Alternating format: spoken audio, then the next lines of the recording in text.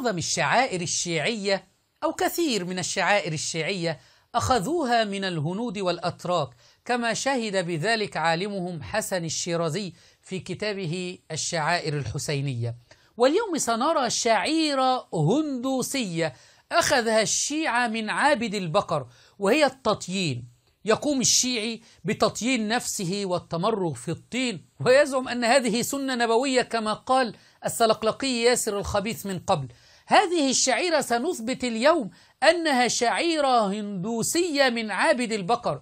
يقوم عابد البقر بالتبرك بروث البقر الذي هو على هيئة الطين، يتبركون به ويقذفون أنفسهم به ويتمسحون به، وهذه شعيرة هندوسية يتقربون إلى البقر بفعلها. شاهدوا ماذا يفعل الهندوس.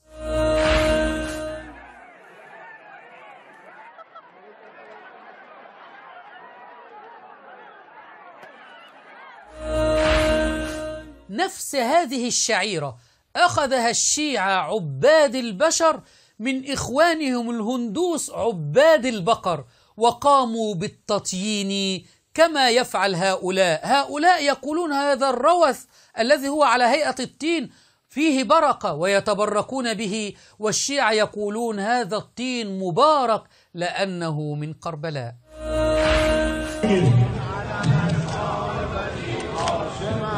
این علم از کیست که بی صاحب است، این علم از کیست که بی صاحب است، این علم ماه بنی هاشم است، این علم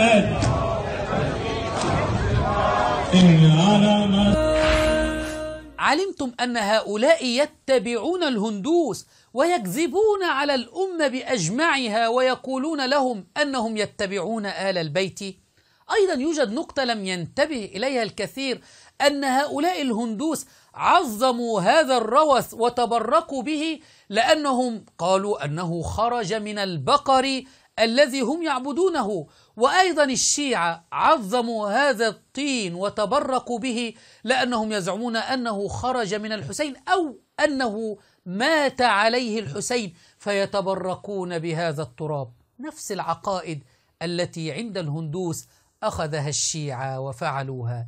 شعائر حسينية أم وساوس شيطانية؟